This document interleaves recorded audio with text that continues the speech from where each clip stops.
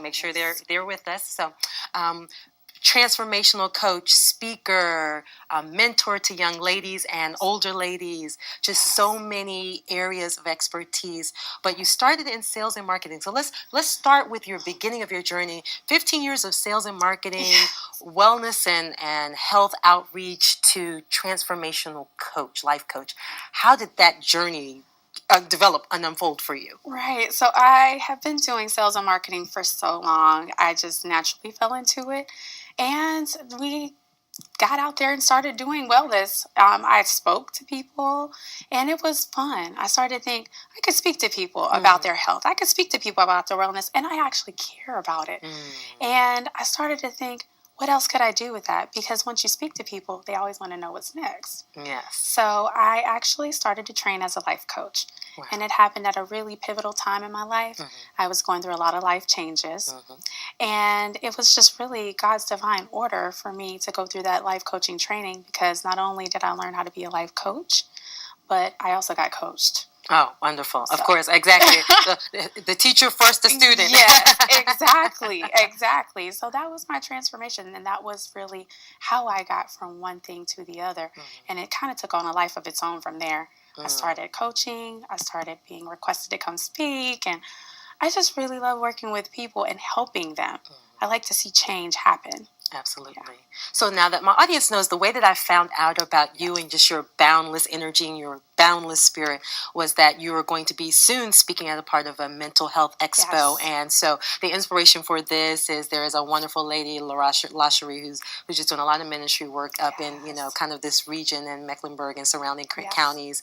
And just was inspired to do this series on renewing the mind. Or as the elder women in my family say, Chad, you need to get your man right. You need to get your man right. So you are a part of this series that we're doing in terms of, kind of changing our mindset, renewing our mind, getting our mind right and ready for the next things, the next phases and levels of our lives. So now we have a lot of men in our audience, but you have a passion for working with women. So let's talk about your passion, because you say you go hard in the paint for the ladies. I go hard in the paint for the ladies. I go hard for the ladies because I'm a lady. Of course. So, I got to go hard for the ladies. But, it's room for the men, because we need those men to support us. And really, we want to support them in loving us the way that we want to be loving ourselves. And really, when I think about it, when I think about the men, I know that you have an audience for men, so I wanted to talk to them, and I thought about it. When you talked to me about it yesterday, I thought, I want to get ready for this. And one of the things I thought about was, no man can really truly love a woman unless they are loving themselves first. So when we talk about radical self-love, even though I talk to women, it's for men too. We have to first love ourselves first before we can love anyone else. Absolutely. Absolutely. And one of the things that you shared when we were kind of preparing for this conversation is about kind of the foundation of God, and you're talking about Jesus-centered, God-centered work. Let's talk about that, because that's an important part of the ministry and the work that we do here in terms of loving and relationship with God first, and that setting the stage for everything else. So let's talk about that in your work, especially working with, of course, with women, and we want to stay in the paint for the women, but also for the gentlemen. Right. Well, for me, I feel like it starts with how you see yourself. And if we are able to see ourselves the way that God sees us, that's it. Can you see yourself the way that God sees you? And can you love yourself the way that God loves you? Wow. When we start there, everything flows from there. The self-awareness piece, really truly being able to see who you are through God's eyes allows you to be able to love yourself in a way that can never be taken from you. So even if you have heartbreak, you're still going to be okay. And it allows you to want love but not need love, because it's that needing love that can be destructive. Yes, absolutely. And that neediness. Yes. Because you feel there's a void. Yes. Oh my gosh. A God-sized void, though. Ooh. Let's say that again. I'm going to underscore that. A God-sized void. He designed it that way. Wow. Until you get it, it's always going to be there.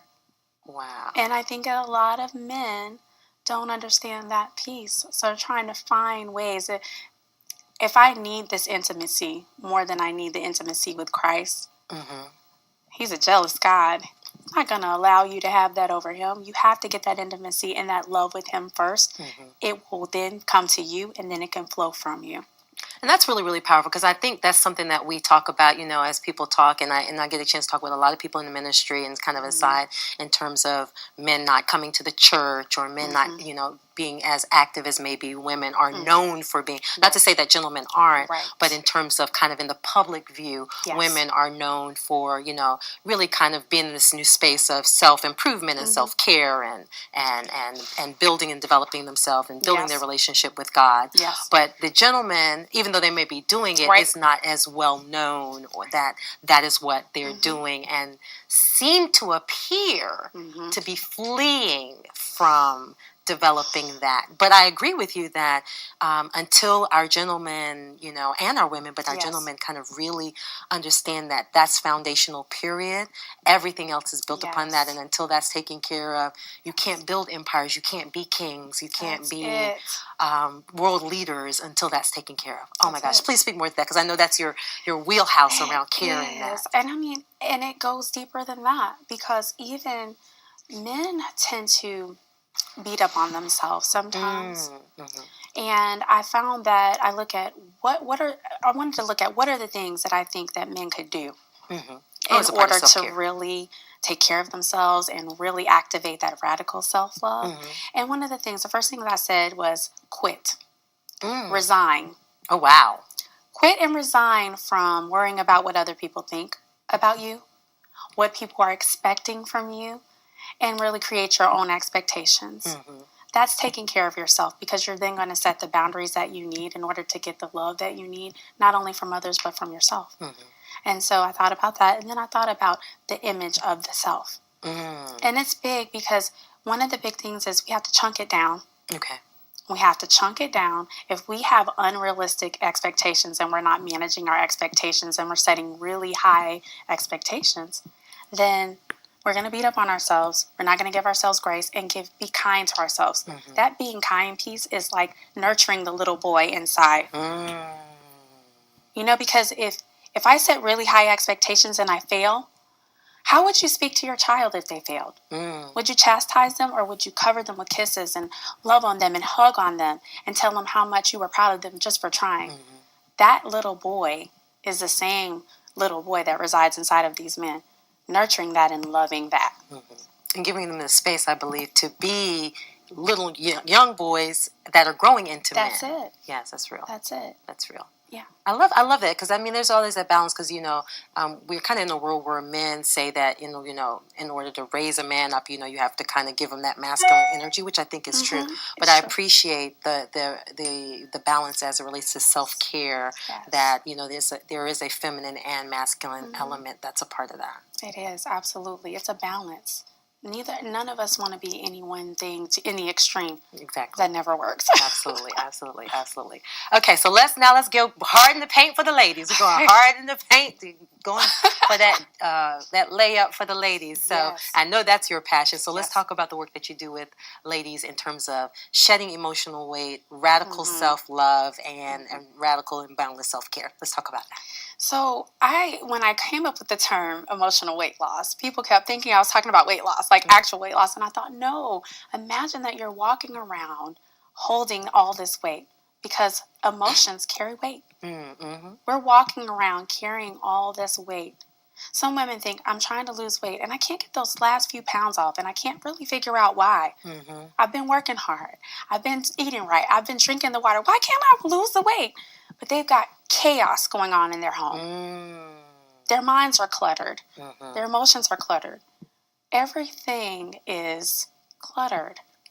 So that's that emotional weight. That's that last piece. And it sits on us. And until we get that off, we're not going to be free and clear of anything else. Absolutely. I love it. And it just made me think of Erykah Badu and Pack Light. Yes.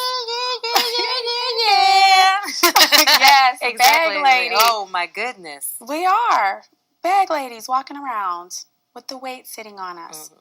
So how do we start to take the first step? How do we take, okay, because, so, you know, we can be honest with ourselves and be like, whoo, child, I got a whole set of baggage, luggage back chair right here. Yes. I was only supposed to bring a carry-on and a, you know, carry-on Yes. and a roller, and I tried to slip in a check bag, you know, and a book bag. So I've got this extra bag that is not allowed on the trip. Yes. Yes. There's a bag limit. Yes. How do I take the first steps, or how do you walk your groups and your clients to taking the first steps of starting to release that emotional weight? The first thing that we usually talk about is self-awareness. Okay. A lot of women aren't even aware that they're walking around holding all that weight, dragging those bags. You know, like she says in the song, don't you know? You know, they don't know. So the self-awareness piece is so key. If I'm not aware that I'm carrying the baggage, then how can I ever get rid of it? That's true. So we walk through self-awareness and what that looks like. What does it look like for you to be self-aware? Take them through a self-care inventory. Okay. Where it's like, okay, where do you stand with your self-care? And a lot of it ends up being, I self-sacrifice. And I pretty much abandon myself. So there's self-abandonment, there's self-sacrifice, and of course there's the martyrdom syndrome. We are often martyrs for everyone all the time. Let's talk more about that. Let's talk. I want to underscore that because that word is very, very loaded. So let's talk about what you mean when you say that. What's the visual image of that? A martyr is someone who is seemingly doing this for the good, sacrificing themselves for the good, but really they're not. They're really just abandoning themselves. They're sacrificing themselves, and they're betraying all the things that they ever wanted for themselves. Their dreams, their hopes, their desires. And we need to get back to a place of desiring. Just simply sitting around wondering, what do I desire? Because there are women who aren't even in touch with that. I have clients who have no idea what they like. They don't know what they love. They don't know what they like. Sometimes they don't even know who they are because they're so used to doing things for everyone else. And they are either last on their priority list or not even at all. And let me make that really plain and clear, because I know in certain communities the women are known for, you know, kind of sacrificing their self-identity for being a mother, for being an employee, for being a manager or a boss, for being a wife. And so we, you know, to being a sister, being a daughter, being a daughter-in-law, being a mother-in-law, grandmother. So there's all these different roles that women take on.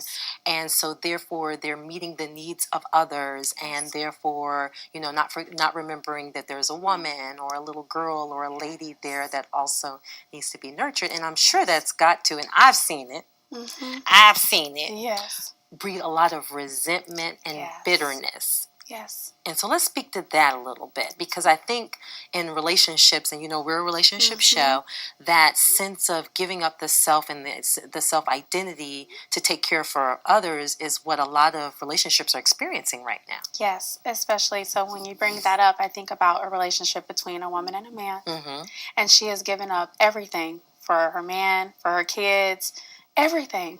That bitterness and that resentment then starts to play into the relationship. There's a lot of unspoken things that come from that, though. It's not like she's aware that she's bitter or resentful, so she's acting out of that. And the man on the other side has no idea. He doesn't understand that she has sacrificed all of this and how it's taken a toll on her.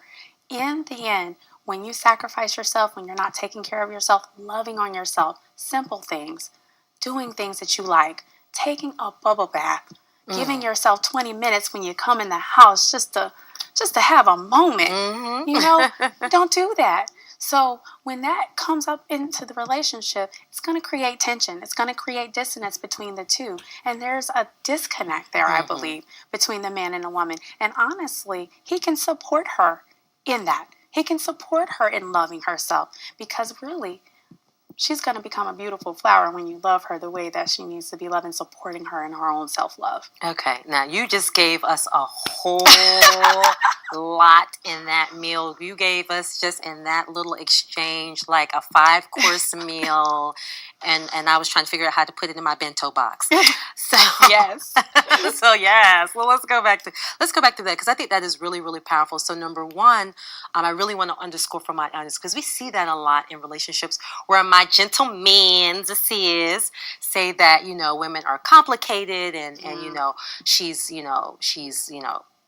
pouting or she's frustrated or she's not speaking up. I don't know what's going on with her. Like, that woman, that fiery, sexy woman that I met, she's gone. Like, what happened to her? The intimacy is not there anymore. And she's like, slamming doors, throwing food at the children and the man. And so, the gentlemen I know in my audience are all like, what in the world is going on here? Like, what had happened to her? Like, this is just the fate of a relationship. And I don't believe that that's the fate of a relationship. I believe that what we're talking about here is what's at play, and it can be addressed and resolved. Yes. Okay, so let's talk about ladies having radical self-care, but how our gentlemen and the gentlemen in their lives, and we're talking about kind of intimate relationships, that there's a commitment there, how they can support the lady in their life getting back. Because I think an inherent thing within a lot of women is that we don't give ourselves permission, and so we won't take permission to get the time out because that's considered a bad thing. Like, you're considered a bad mother or a bad wife or a bad daughter or child if you put yourself first. It's like, oh, you're being a selfish woman. How dare you? How dare you?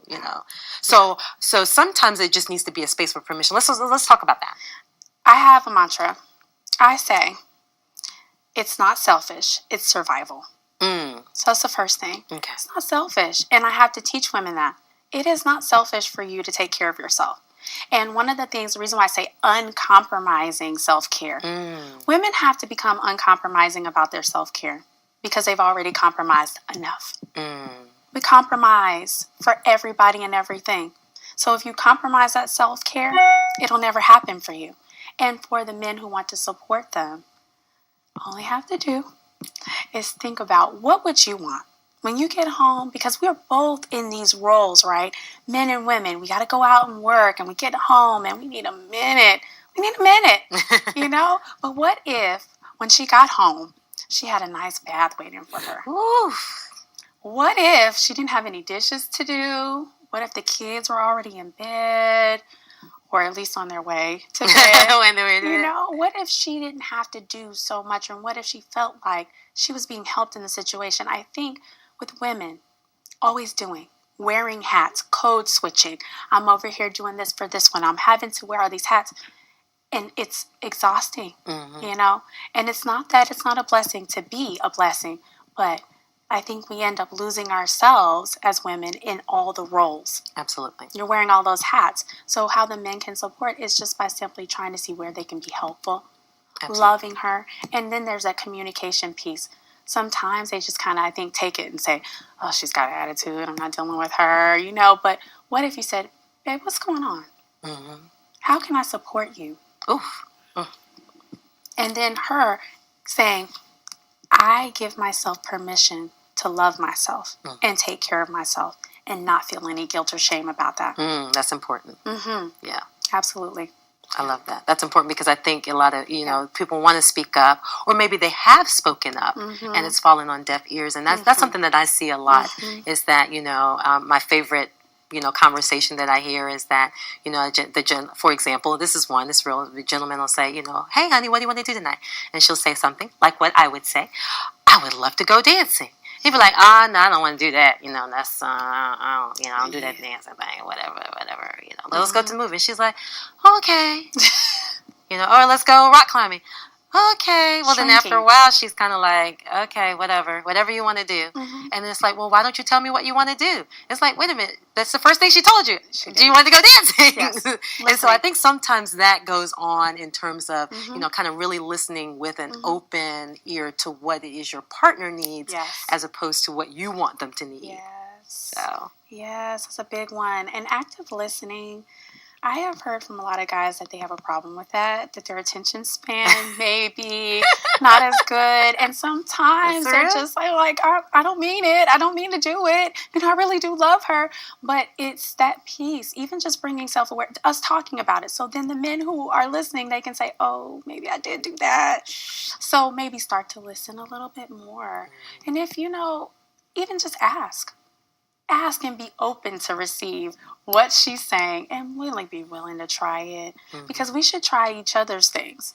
That's what I think. I think I should try what you like to do and you should try what I like to do. Exactly. Reciprocity.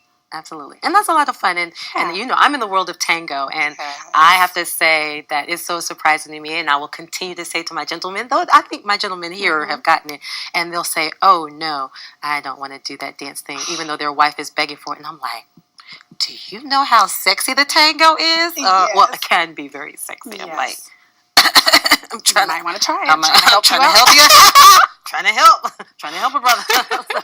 Awesome. I love it. Yes, I love it. absolutely. I love it. So awesome. Okay. So, we're talking about the ladies, and I think one of the areas where it seems to be challenging, because you talked about how the gentleman can support.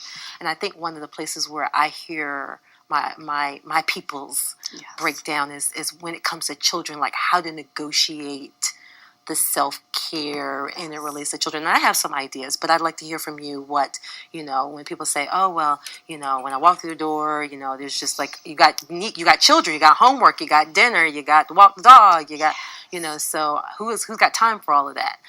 What would you say to one of my viewers who was feeling overwhelmed like that? And someone said to me once, they said, if we're both working and we both get home around the same time, who gets the break?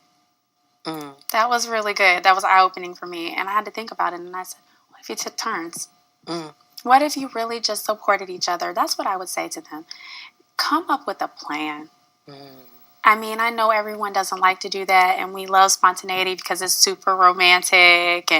But when you're dealing with children, you kind of have to have a plan. And plan to support each other. I have a friend. Her and her husband, they switch off. They do one self-care day per week.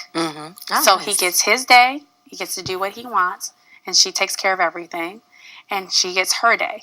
And then the rest of the week they support each other. So they work as a team. That way it's not falling on anyone else. I mean, figure out where strong suits are. If my strong suit is not doing homework, then honey, can you please help them with the homework, because I don't have the patience. Just figure out where strong suits are, and that's a simple loving thing. But I think even taking time to give that person that first 20 to 30 minutes when they come in the door. And if we come in at the same time, let's see, who goes first? Okay, I had a really rough day, so I need to go first.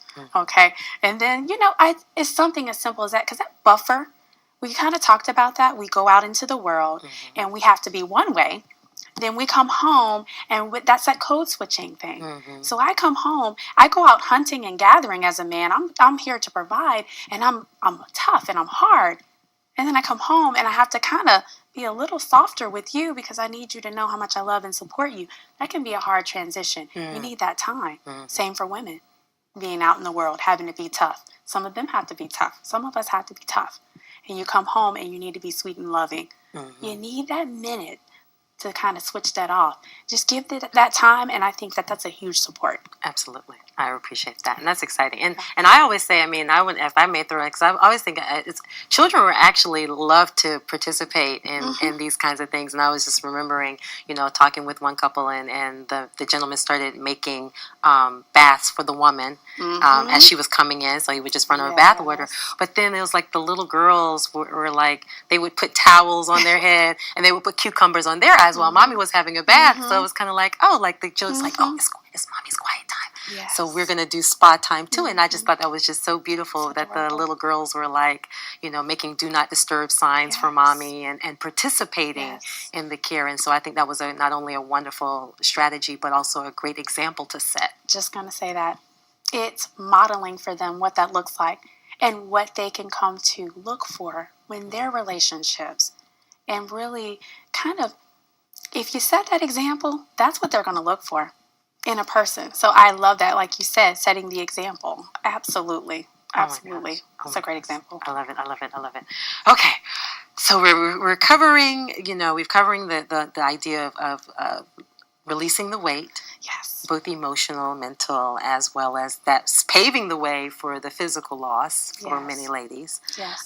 We were talking about how to have radical self-care for men and women and how they can support each other, especially in very, very stressful times and family environments and dealing with kids. Yes. Now let's talk about the boundless piece, because to me that's about, I feel like, about boundaries and where we set our boundaries. But that is like your word, that's your mantra, your buzzword, your passion point.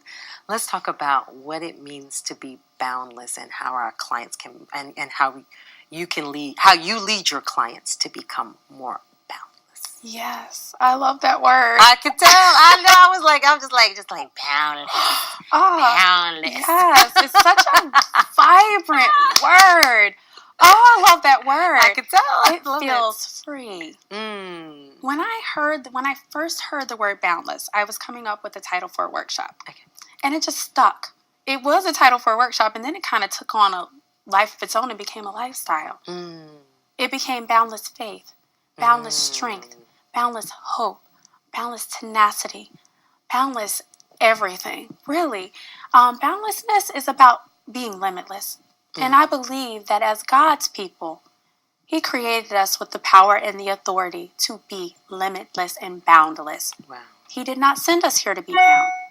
And not to say that we don't, we all have our issues, right? So some of us, we're bound in certain areas, but that's why people come for coaching. That's why people come to hear people speak. There is some issue in some place in their area where they are bound in their life, and they come to get information. They come to get tools. They want to be able to break free. And so when I think about being a transformational speaker, I want to help them be boundless in every area of their life, their emotions, their spirit, their mind, and even in their physical life. As a survivor, I had to do that. I had to break out of some things. And that's why I'm so passionate about helping other people be boundless. Oh, I love it. I love it. Awesome sauce. I love it. I love it. And we started talking about boundless faith and just the unlimited nature of God and the divine and how that's been assigned to us. I think if we really, like at the top of the show, you mentioned that if we saw ourselves the way that God saw us and loved ourselves the way that God loved us, then the way that we approach relationships would be transformed. And I'm hearing here kind of as we close that if we really understood how unlimited God created us to be, then we really would be able to transform our lives in the world. Absolutely. Oh, I love it. Absolutely. Absolutely. Wow. Okay. So we're just gonna let that just kind of be in the ethers there. I'm just really feeling that. I'm feeling freed even just as I heard that. So now when you work with your clients, you do some individual coaching, but mainly group coaching and speaking. Yes. And so if one of our audience members wanted to know a little bit more about how to engage in your work, how would our viewers get in touch with you? I can be contacted at Shamira at ShamiraParkerWinston.com. Okay. Now, I'm going to have to spell that. Oh, well, we'll put it at the bottom, ShamiraParkerWinston.com, and then they can use your name at that. Thank you so much for being on the show. Thank you so much for having me. Thank you. Wow. We have really gone on a journey of transformation here with Miss Shamira Parker Winston, transformational coach here on the 22TANGO show. And as we say here,